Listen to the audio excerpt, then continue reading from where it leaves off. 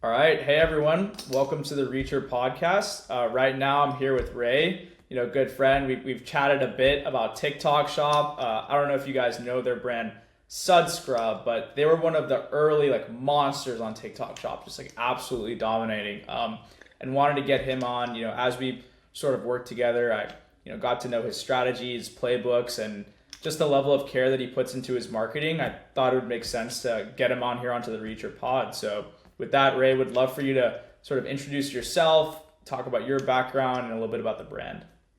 Yeah, thanks for having me, Sohun. I'm Rick, the co-founder of SudScrub. I founded SudScrub with my twin brother about 5 years ago.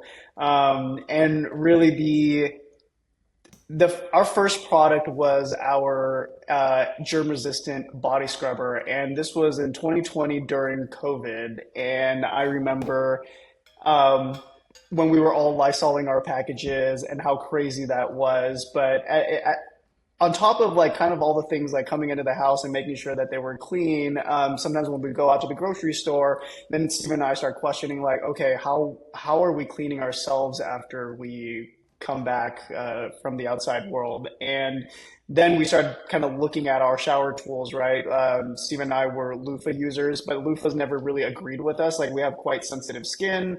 And it would always kind of make us like red and irritated. But on at that time, I didn't. There weren't any other like options. I've tried like silicone scrubbers before, but like they wouldn't really lather all that well. They didn't give me the experience that I was looking for, and so it was just like, okay, um, there's got to be a better way to do this. And when I was kind of like looking for, like I said, I was looking for other silicone scrubbers. I We saw a market that wasn't innovating at all and was just kind of stuck. And you had a lot of these kind of small sellers, small brands, um, selling like $5, $7 like scrubbers or whatever, but like there was no one that was at the forefront of it and really driving the innovation forward. And so really born out of a need for ourselves, we're like, okay, I've seen all the products on the market. They still don't meet our needs. Can we create something better, right? And remember, like our first thing was like, okay, cleanliness.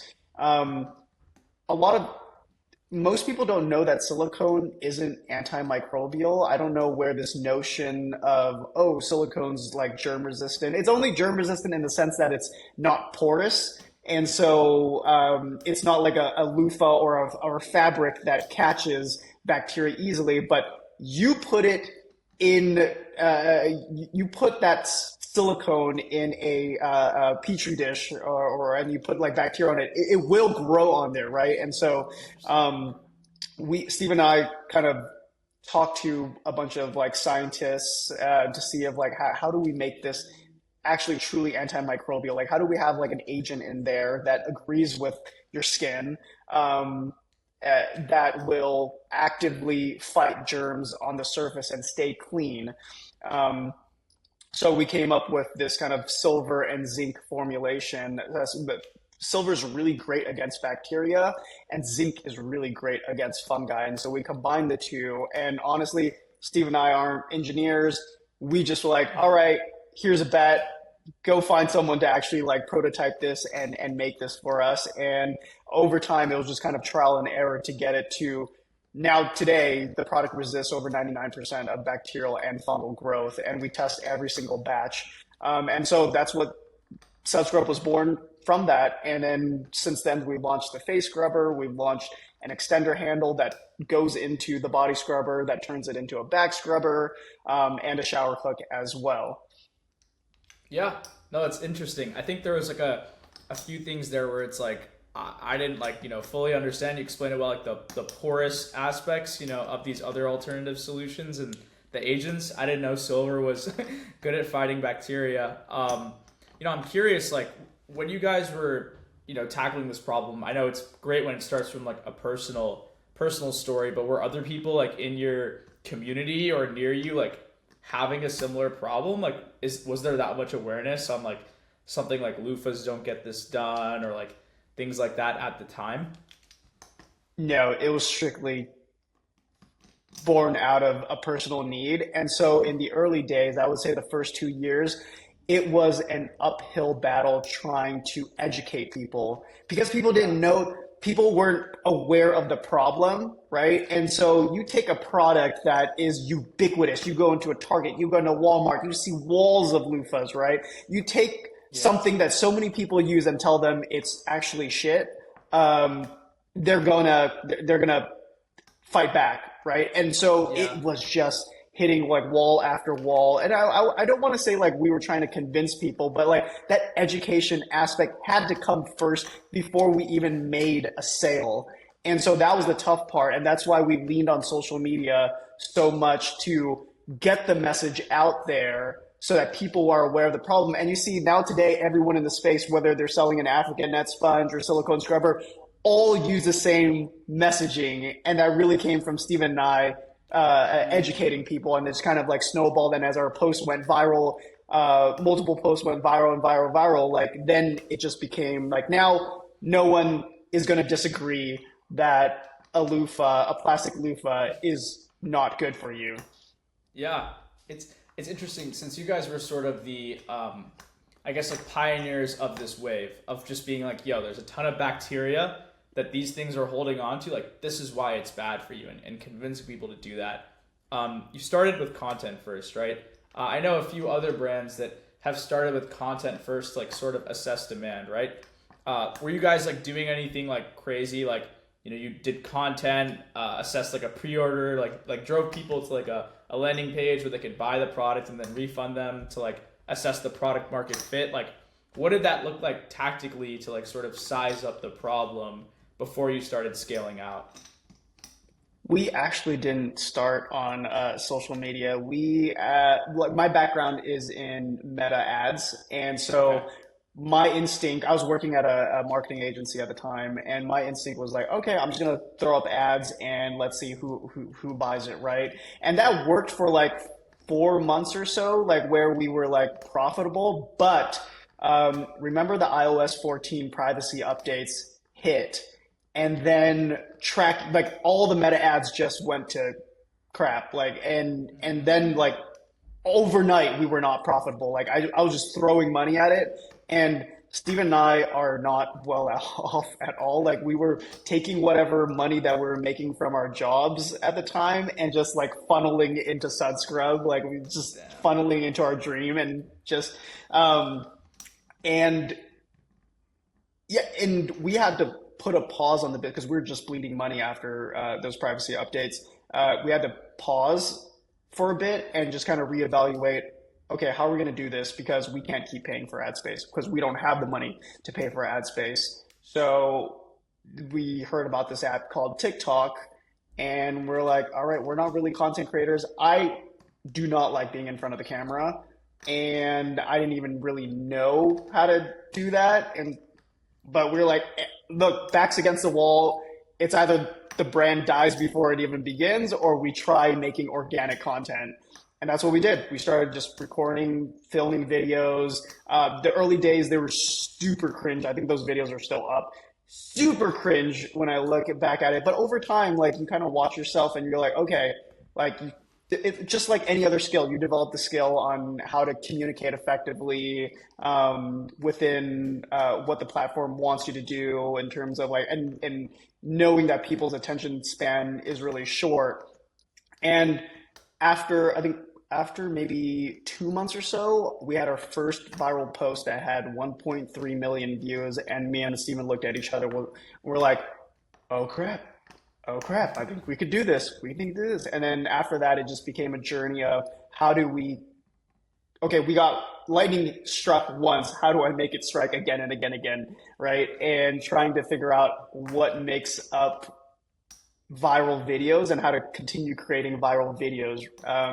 And that's how we got our initial start was just trying to create viral videos talking about our product. That's incredible, and I've seen a lot of founders sort of like dive into TikTok just to get awareness, acquire new customers, and they all say similar things where they're like, oh, like I have to get in front of the camera.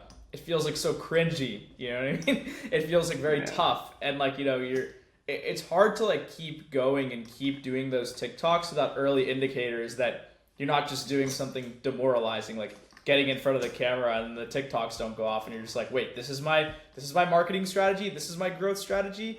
I'm like curious, like, what was like your framework for like staying on track and seeing TikTok through as a testing engine, right? Because you came from this like performance marketing meta ads background where it's like, oh, I have an idea on how to optimize for every dollar I put into dollar that comes out. And I know if I can track here and map this user path and like retarget people here and optimize my landing page, like that's very formulaic and systematic, right? But content, I feel like it can feel like just shooting a bullet in the dark. You know what I mean? Like you don't really know what's going to happen, right? I'm just It still is like that. It It still is like that.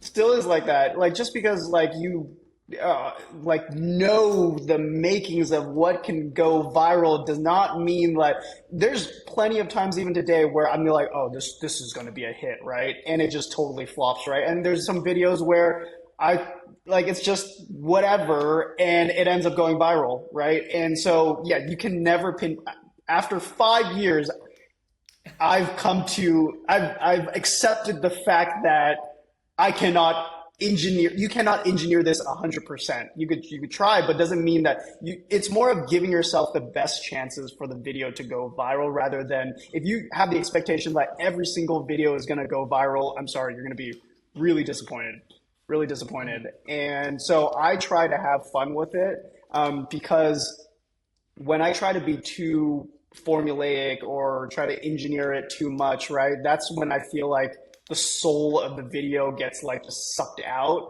And I need to be in that creative space in order to make the best work.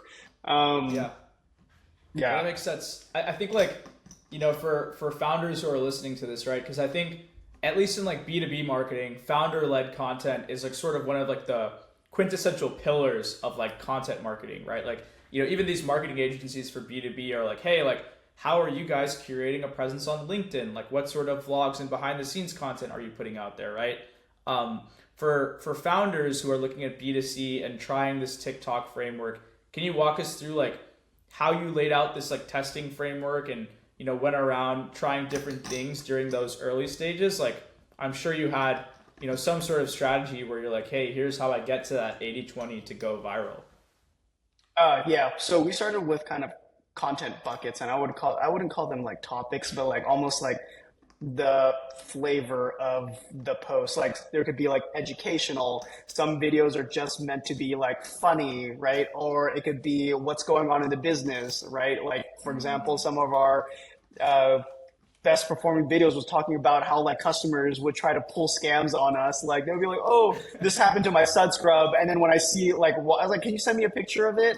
And you could totally tell that they use Photoshop to doctor it, right? And I would just point the camera and just tell the story, right? And so kind of bucketizing, having like those content buckets keeps you structured, and so that you're not creating all the same piece of content every single time. And then within those buckets, you'll have different topics that you'll talk about, right? For example, if I have the educational bucket, I'm going to talk about like skincare. I'm going to talk about like shower habits or hygiene or whatever like that. And so having those buckets first, and then within those buckets, then you'll have different formats. Formats are the thing that help you test. If you look at some of the top creators on TikTok or Instagram or whatever, they'll usually have one or two formats they repeat over and over and over again, right? And even now, I'm still trying to find the one format that performs the best for us. For example, when like the guy that goes up to like rich people and says, "How did you make your first $1 million?" or whatever, or like the guy that's on Beverly Hills and be like, "Ooh, I love designer. What did you buy?" Right? It's when you get to that format that you found resonates with your audience, you just rinse and repeat, and that becomes a lot easier than. And in the beginning days, you're just kind of like, I'll try this format, I'll try this format, I'll try this format, and seeing what sticks, right? Like Keith Lee, that's a format where in the beginning he was just doing food reviews in his car, right? That's a format, right? And so finding the format that works for you is really important. It might take a while for us. We're still on that journey right now because as a brand, right? For example, one of our formats is like Stud Scrub versus whatever product, right? That means every single video has to have like Stud Scrub, and I'm comparing it to another product, right? There's only so many products I could compare it to, and it ends. And Yep. so it's having that longevity and repeatability has been a big challenge for us. But having the Yeah. content buckets helps it so that I'm kind of like talking about other stuff too. Yeah, I like the content buckets. I think from what I've seen, the way you break things down is very like systematic, right? Your content buckets are sort of like, the sub elements of like virality, and then within those you have your other. It's almost like ad groups and then creatives, right? Underneath Yeah, that, yeah, there's yeah, almost yeah, like some yeah. some parallels there. I am curious, right? Like as you're putting this mix of content together, just knowing TikTok can be some sort of like infotainment platform, right? You guys have those videos where you're exposing a scammer and that gets more engagement, but maybe it doesn't translate downstream to sales, right? What are you thinking about when you're putting together this mix of like educational and entertaining content, especially for an area of the space like antimicrobial, right? Which like isn't really a thing at the time, right? You're sort of like you sort of know that like the first pieces of education you're gonna put out, people are just gonna like fight against, right? So how are you balancing this like education and entertainment mix within your buckets there?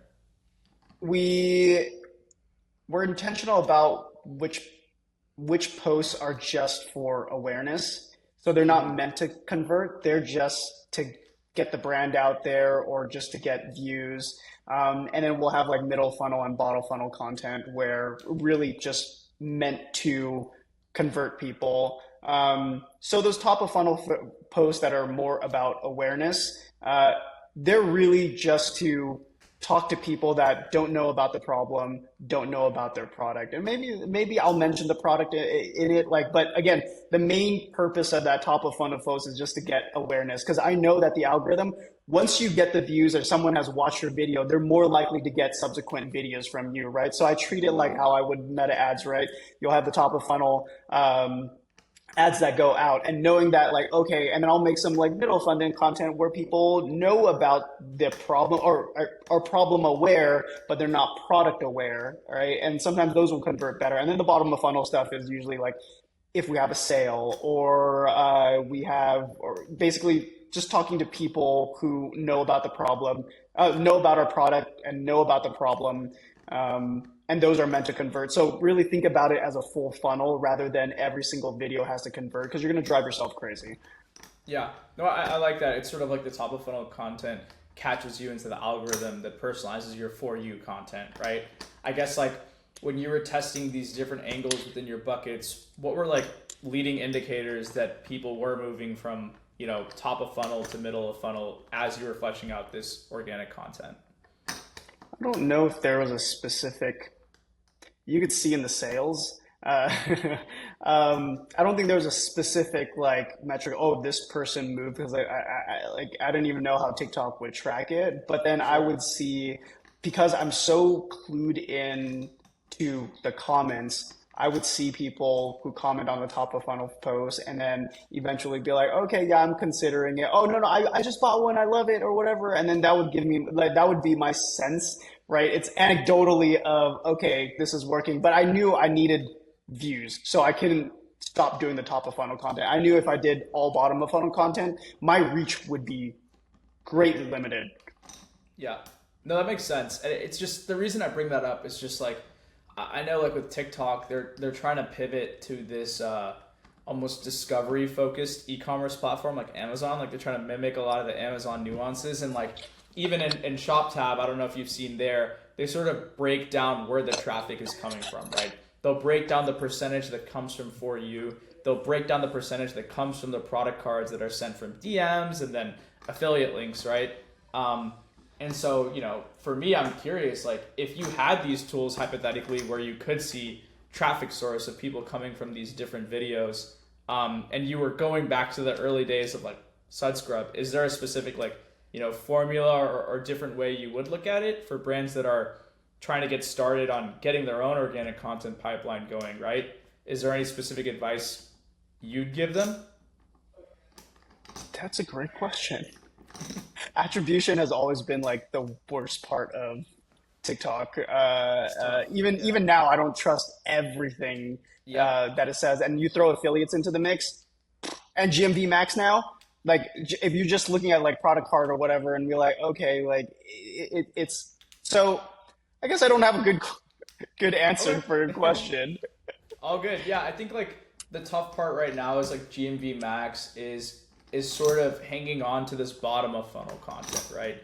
So Yeah. people are stuck in this sort of loop where they create the bottom of funnel content is being served to GMV Max. GMV Max is pushing out the bottom of funnel content. So all CAC is going there, but then none of their CAC is going towards like top of funnel content because there's no targeting for like new customers, right?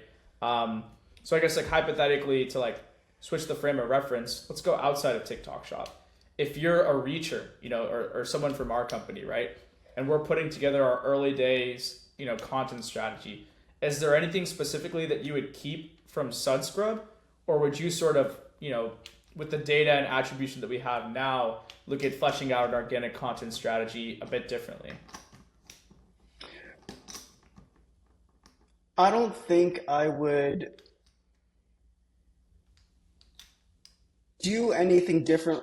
I don't think I would do any differently as it relates to organic content, um, because yeah, I don't think I would do anything different with organic content. I would still do kind of like the buckets, having content that goes top of funnel, middle funnel, bottom of funnel, right? Because at the end of the day, like you're trying to build a community at the same time. It's not for us. Our organic content is not 100% just about sales. It'd be great, but I know that if I just focused on all sales type of content, I'm going to lose my community. I'm going to lose the reason why they chose to follow us. They're going to lose me providing them valuable information that's not just about our products. So even with GMV Max, I haven't changed like, oh, I'm going to make my content even more salesy, right? I'm still making content of what's happening in the business that isn't really related to selling per se. Yeah. Um, you know, Yeah, no, that makes sense. And I guess for brands that are trying to find their community and audience and figure out specifically like what exactly resonates with them, how did you guys go about doing that in the early days of SudScrub? uh, a lot of testing on different topics. What I found, if you're just starting out, go broad. Talk about broad topics that can relate to anyone. And like marketers, we are inclined to talk to a very specific person. Don't do that. Don't do that with organic content. Think of like, okay, would this content resonate to the 58-year-old dad versus a 14-year-old teenager? Like, can they get value from this, right? Some of our most viral posts would be like, how to wash your body the correct way, right? It's relatable to anyone. So make your content relatable to the biggest audience possible, right? And from there, you will start to find out as you interact with your customers and your community, like who's really staying and who you can actually convert into a customer. But early days, make people laugh, make people feel something, go broad. Um, that would be the best way to gain an audience in the early days. Yeah, it's interesting because I feel like a lot of people are translating what's sort of like worked in meta ads and like, the audience parameters that are engaging with their highest LTV customer parameters. They're just like, oh, like let me go find a group of creators that are in my core demographic and then create very specific content with different pain points rotated in for this persona. And like, I feel like that strategy is just like not very scalable on TikTok Shop. Like you might get like maybe a couple thousand, 10,000 or so purchases, or GMV, right? But like you're not getting to like the hundred thousands and like millions through that.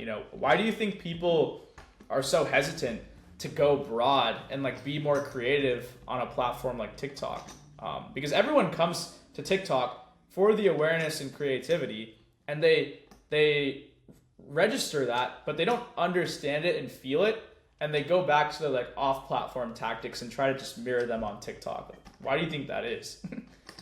I think businesses don't want to waste money on something that, like, look, if I already identified that this subset of people are my customers, why would I spend $1? I mean, like, even when you're posting organically, it takes money to edit the videos, right? And resources. And so I think, one, I don't think that they want to waste money, and then, or the fear of wasting money. And then two, um, we've been, at least from a marketing education standpoint, always been told when you're starting a brand, you're starting a company, you need to know who your customer is. You need to know who your customer, the more specific, the better. You need to like, and so it's just kind of like hammer, at least like when I was in school, that was what was taught to me, right? So this idea of going broad was not a thing, not a thing. That's not what we were taught in school. And I think that turns into a um, almost like you have immediate reaction to going broad, like, oh, this is not going to work. This is not going to work. Yeah, I think it's like part of like capital budgeting theory. Like I don't know if you studied that in college, but I studied finance and accounting, right? So like in school they would teach us like, hey, you have like five different investments with like all these kinds of net present values, right? And then from a capital budgeting standpoint, I get the most return on this project, right? Based on this return. Now, you can call that Murray, you can call that ROAS in the marketing world. I think it's all about like, hey, I have this amount of money, out of these projects in this specific point in time, which project can I choose that's the most efficient use of my constrained capital here? Versus in marketing, the expected value, or like, to kind of draw parallels to finance, the present value of like your investment right now is so undetermined. Like you can't forecast that in a discounted cash flow or do anything like that, right? And I think, where I see people get stuck is they're just like, I'd rather put $1 into a meta ad that takes me $3 out rather than keep investing into $1 that goes into -1, but then I get $100 later. You know what I mean? Like people aren't like thinking about that like later aspect. I guess like, for those founders who might be stuck in that more like financial modeling sort of POV, what advice would you give them on how to spend their cash a bit more like long-term oriented instead of short-term oriented?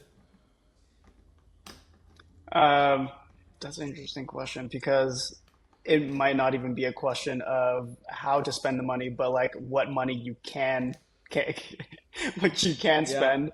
Um, uh, for us, it was being as scrappy as possible, which is why we, instead of running ads, we chose the organic route. And in the early days, we were just editing stuff in CapCut in on our phones, Yeah. and it didn't cost a dime, but the return on it was crazy. You get one viral video, and dude, it can make your whole month without me. And it wasn't until 2 years ago that we started running ads. And today, like, yeah, we're running.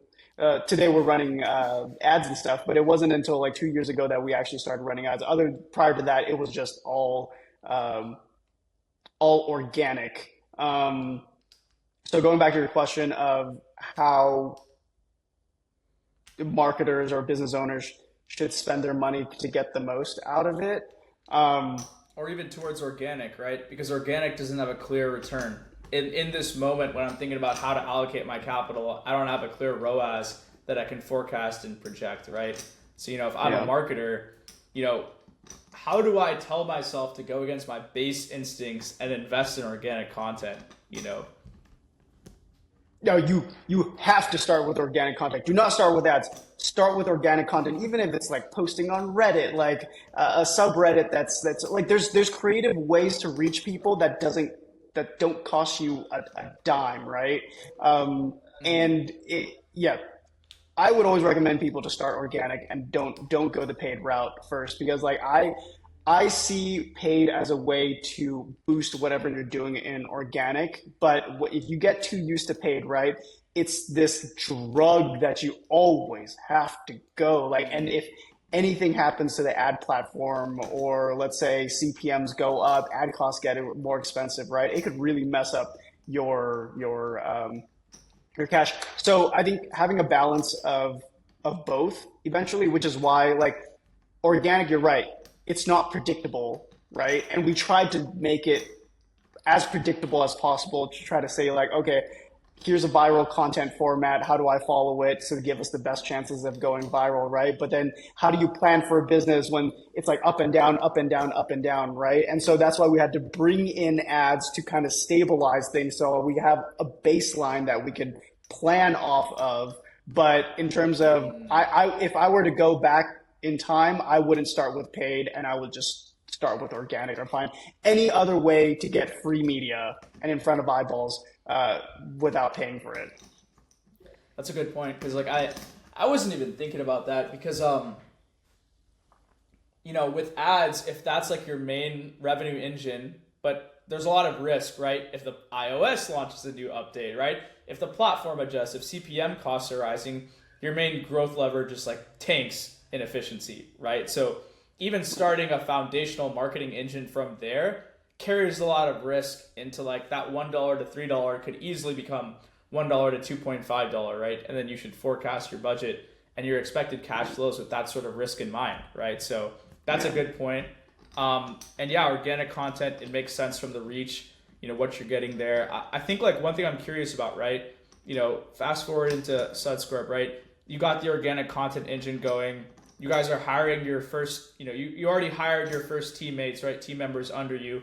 How are you sort of transitioning from the guy who was in front of the camera doing all the organic content to like passing down that philosophy, creating the processes and frameworks for your team? Bro, I'm still doing it. I'm still after 5 years, and I feel like I've tried to bring on content creators to try to teach them, but it's so hard because as they're working for you, they realize that like this is not the kind of work that they do. And if you find like just any kind of like a contractor or you pay an influencer do it, like they're never your own in-house person that you can teach. And I'm still trying to find a team of people that I can teach everything that I've learned about organic social media and how I think about things, how we talk about things, right? Steven and I call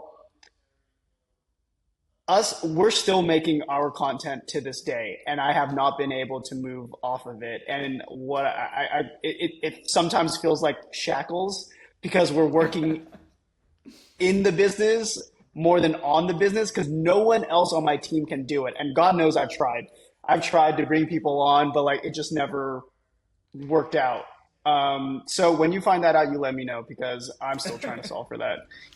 It's tough because I feel like the community and you know of SudScrub is like sort of anchored to all this like founder-led content, right? That's what pioneered this like whole wave of like education and awareness, right? Like I don't really know if there like is a way to sort of get this community to be like, hey, like listen to this guy talk instead, you know? Like they're just like, what you know, like where's Ray? I want to watch his content, you know what I mean? Like you've seen it with brands. We've had that happen. We've had other controns come back on, and people were like, "We're the twins. We're the twins," and I'm just like, okay. But the thing is, you also have to think about like, look, Steven and I cannot be the bottlenecks for content. I was like, Yeah. and we are like, let's say I'm sick for a week. That might mean a week of no content, and I hate that idea. Every part of the business is like buttoned up except for this one part of the business. And a lot of the people that I've hired to come on to, I don't know whether it's a generational thing, like if I hire like a Gen Z, they want, even though they're content creators, when they make the switch for creating content that fulfills them to creating content for a brand, and there are certain guidelines that they have to follow, it's not exciting to them. It's not fulfilling for them, right? They very much want to be able to, yes, I want to work for a brand, but I want to create the content that I want to create. And it's not that I don't say no, but you have to work on the guidelines. There's certain things you can't say. You can't just like, you can't go off the cuff or whatever, right? At the end of the day, we are a business. We have a brand. We have a reputation, right? And so you need to be able to work within this framework. And not everyone's down for that. And not everyone's, when they realize what being a full-time content creator for a brand that needs to make sales to survive actually entails, they're like, nah, this is not what I signed up for. Like they don't want to put in the work. And I was like, look, I do this like day and night. And I'm constantly thinking about content, even on my off time. I'm thinking about like, oh, I might see a video here, or I might watch a movie or whatever, and I might get like inspiration to do something, right? Your brain has to be on 24/7. And most people aren't down for that. People aren't down for that. And you kind of have to always have your eyes everywhere, not only just consuming content, but like what are not the latest trends, but like what's working right now, what's not working right now, right? You always have to have a pulse on the creation, like in terms of content, and that's a lot of work. That's a lot of work. I mean, So even from like the way you're describing the behavior, the engagement, the journey, it almost sounds like the scope sounds like you're bringing on a third founder. Like, you know what I yeah, mean? Like this yeah. person, like the level of engagement, investment, connection to the mission, like, how can anyone expect anyone to have that level of commitment unless you're a founder or partner in the business? You know what I mean? Yeah. Like, this might be like a crazy thing to consider, but I'm like, what if like, people in the space, like all these CPG founders who started giving equity to like their content creators, and they're just like, if you can really get this going, you know what I mean, and you want to be a partner in the business, like you got to think like a partner in the business about every single aspect of your life and the content you create. Like, what do you think about an idea like that? I wouldn't mind it at all, dude. If I would actually prefer it if they want equity and they're able to create content and I'm able to like to if they if they're in it as much as I'm in it, like yeah, it makes sense to give them equity. I don't care. Yeah, Like you win, I win. Like we all win, right? I'm not greedy with my shares, right? If you're yeah, putting in the work, right? But the thing is, like you need to show me that you're willing to put in the work, right? And all the content creators that I've hired in the past, that was always in the back of my mind. Like okay, they're gonna get to a certain level. Like I'm like, is this working out? But like none of them really made it past like 4 6 months, and it was really disappointing because like I'm like I thought that there could be something here. I thought that like you are the type of person that I'll be able to coach. But hey, if they're not being fulfilled, I don't even blame them. Like don't stay in a job. I definitely don't want you like working at Sud Scrub if you're not feeling fulfilled, that you're not happy, right? Go find something that makes you happy, like not even salty about it. yeah. Um, so yeah, I think that's a great idea. And I hope I'll be able to find content creators. Look, I can hire content creators, a team of content creators tomorrow, right? But will they care about the business? Will they be push out the content? Or they're just going to give me a bunch of trash videos just to hit whatever video count that we need a week, right? And that has been my experience where they're not thinking about the business and the customer and the audience deeply enough, and they're just like chasing trends. Oh, there's a trending audio. Okay, let's just mouth some lyrics over it. Like I was just like, this is junk content. Like no one cares. No one cares. Yeah.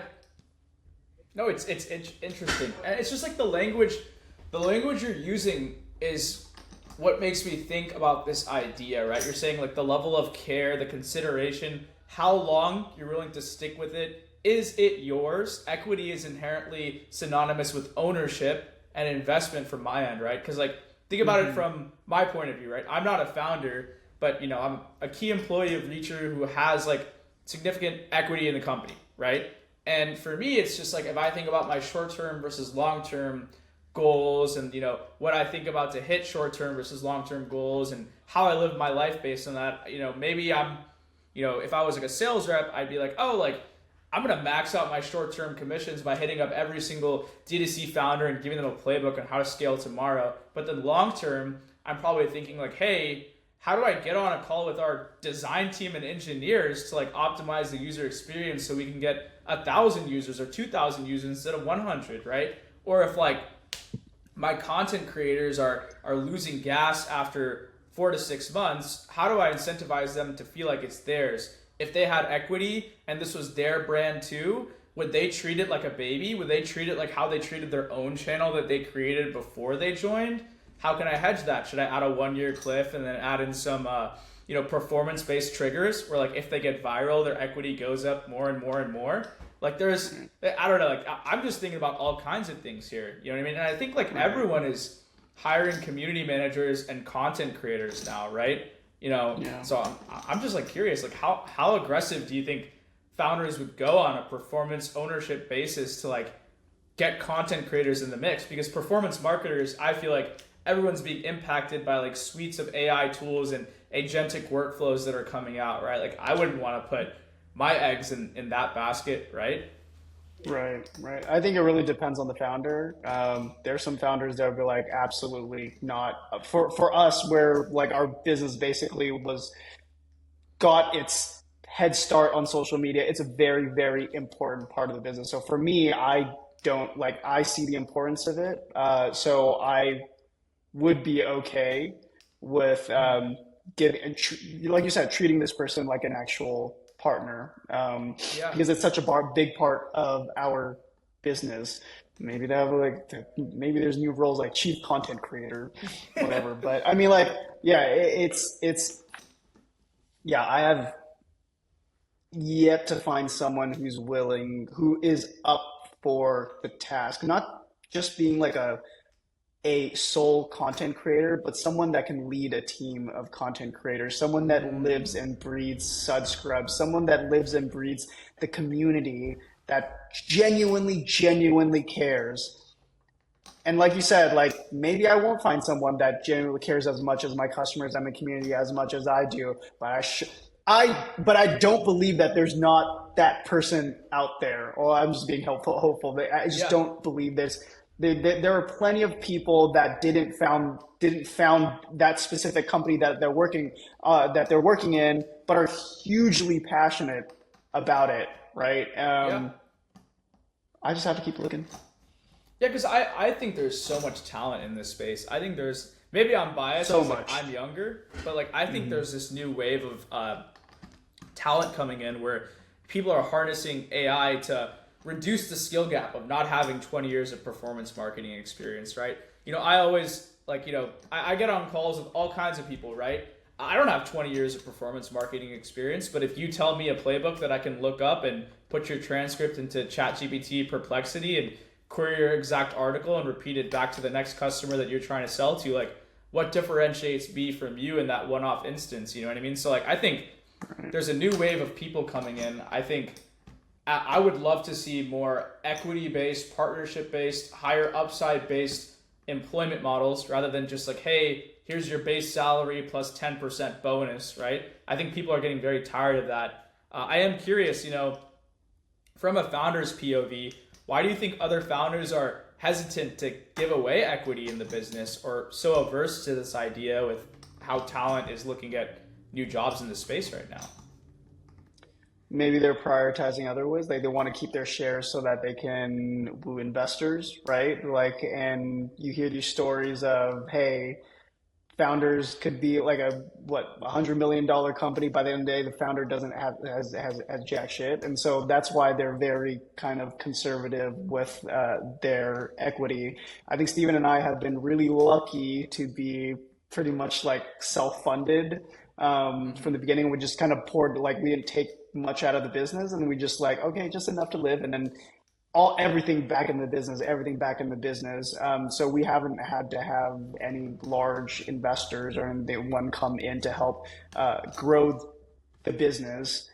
So we have retained pretty much most of our equity. And so that's why for me, on my perspective, I'm okay with giving some up to a content creator or someone that really lives and breathes the business, right? Maybe another founder might not be like, they might have given up 30% just to get the business off the ground, right? I don't know. Like every founder, every situation, every company is different.